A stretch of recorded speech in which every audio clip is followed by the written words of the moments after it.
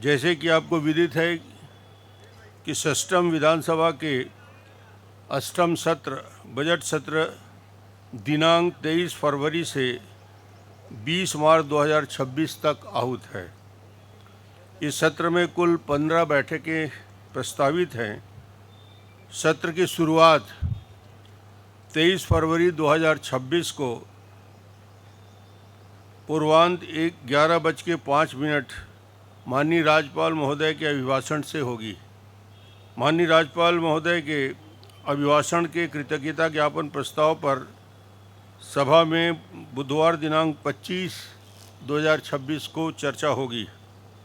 माननीय राज्यपाल महोदय के अभिभाषण का दूरदर्शन और आकाशवाणी से सीधा प्रसारण किया जाएगा। यह बजट सत्र में जो वित्तीय और शासकीय कार्य संपादित किए जाएंगे उनका विवरण निम्न प्रकार है। पहला, निधन का उल्लेख। श्री दीनदयाल सिंह पोर्ते, अविभाजित मध्य प्रदेश के पूर्व सदस्य। वित्तीय कार्य, माननीय वित्त मंत्री ओपी चौधरी जी 26-27 के आय व्यय का उपस्थापन मंगलवार 24 फरवरी 2026 को अपराह्न 12:30 पे करेंगे। माननीय वित्त मंत्री जी के बजट भाषण का दूरदर्शन रायपुर एवं आकाशवाणी रायपुर के द्वारा सीधा प्रसारण किया जाएगा। गुरुवार 26 फरवरी 2026 और शुक्रवार 27 फरवरी 2026 को वित्तीय वर्ष 2026-27 के आय व्यय पर सामान्य चर्चा होगी। दिनांक 9 से 17 मार्च तक 2026 तक सभा में विभागवार अनुदान मांगों पर चर्चा होगी। 27 मार्च 2026 आय व्यय की मांगों से संबंधित विनियोग विधेयक का पुनर्स्थापन होगा। आय व्यय की मांगों से संबंधित विनियोग विधेयक पर चर्चा एवं 17 मार्च को होगी। आय की गई है।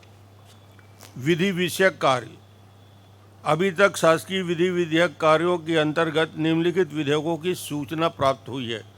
छत्तीसगढ़ धर्म स्वातंत्र्य विधेयक 2026, छत्तीसगढ़ लोक सुरक्षा परिवर्तन विधेयक 2026, तीसरा छत्तीसगढ़ अग्निशामक एवं आपातकालीन सेवा विधेयक 2026।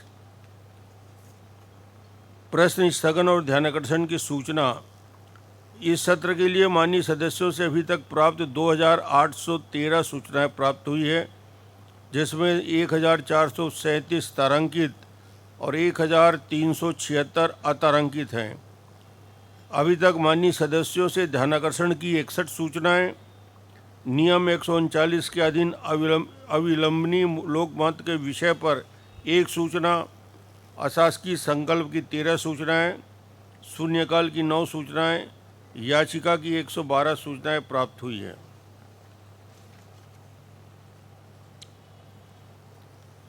एक विषय जिसके बारे में आप सब प्रश्न करेंगे, एक साथ करेंगे, इसलिए मैं उसका जवाब पहले दे देता हूं, क्योंकि सबके मन में एक ही उत्सुकता है कि क्या उच्च न्यायालय के निर्देश क्या हुआ और माननीय कवासी लकवा सदस्य को माननीय उच्चतम न्यायालय के निर्देश के तारतम्य में सभा की कार्यवाही में अनुमति बाबत माननीय उच्चतम न्यायालय द्वारा स्पेशल लीव टू अपील दिनांक 3 फरवरी 2026 को कवासी लकवा सदस्य अंतरिम जमानत का लाभ दिया गया। श्री कवासी लकवा सदस्य द्वारा माननीय उच्चतम न्यायालय के निर्देश के तारतम्य में विधानसभा के बजट सत्र 2026 की कार्यवाही में भाग लेने की अनुमति हेतु 6 फरवरी 2026 को व्यक्तिगत उपस्थित होकर लिखित रूप में अनुरोध किया। माननीय उच्चतम न्यायालय द्वारा आदेश कंडिका 10 की उपकंडिका 7 के अनुसार जांच की अवधि के दौरान और या यदि जांच के दौरान याचिकाकर्ता की विधानसभा में भागीदारी के संबंध में राज्य विधानसभा के माननीय अध्यक्ष द्वारा उचित फैसला किया जाएगा। न्यायालय इस संबंध में कोई राय व्यक्त नहीं करता है। न्यायालय ने स्पष्ट कह दिया कि ये विधानसभा का विषय है, इसलिए न्यायालय इसमें अपना कोई अभिमत व्यक्त नहीं करता है। माननीय उच्चतम न्यायालय के आदेश के तारतम्य में महाधिवक्ता छत्तीसगढ़ के से माननीय कवासी लकमा सदस्य को विधानसभा के फरवरी मार्च 2026 सत्र की अवधि में भाग लेने के संबंध में 7 फरवरी 2026 को अभिमत चाहा गया। महाधिवक्ता द्वारा दिनांक 11 फरवरी 2026 को अपना अभिमत व्यक्त किया। महाधिवक्ता छत्तीसगढ़ की अभिमत अनुसार माननीय कवासी लकमा सदस्य को निम्न शर्तों के आधार पर विधानसभा के फरवरी मार्च 2026 सत्र में भाग लेने की अनुमति प्रदान की जा रही है।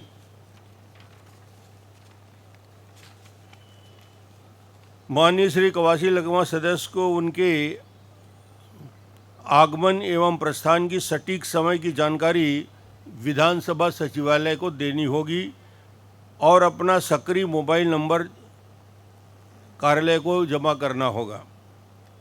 मोबाइल नंबर, वे अपने निवास क्षेत्र का दौरा नहीं करेंगे, ना ही प्रेस कॉन्फ्रेंस आयोजित करेंगे। माननीय उच्चतम न्यायालय द्वारा लगाई गई नो स्पीच भाषण ना देने की शर्त की कड़ाई से पालन करेंगे और विधानसभा के भीतर और बाहर चल रही गुड़दोष पर चर्चा नहीं करेंगे।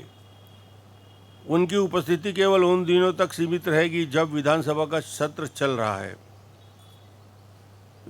श्री कवासी लकमा सदस्य को इस शर्त के कड़ाई से पालन करने के आधार पर अनुमति दी जा रही है। यदि उनके द्वारा शर्तों की कड़ाई से पालन नहीं किया जाता तो सदन की गरिमा की रक्षा को देखते हुए इस अनुमति को तत्काल प्रभाव से रद्द किया जाएगा। जहाँ तक सवाल है कि नो स्पीच को मैं और क्लियर कर दूं कि इसमें भी आपके मन में प्रश्न उठ रहे होंगे कि विधानसभा में बैठेंगे तो नो स्पीच का डेफिनेशन क्या है। फ़िलहाल तो नो स्पीच का मतलब है उनके ऊपर जो चल रहे मामले को लेकर उसके गुण दोष के आधार पर विधानसभा में वक्तव्य नहीं दे सकते।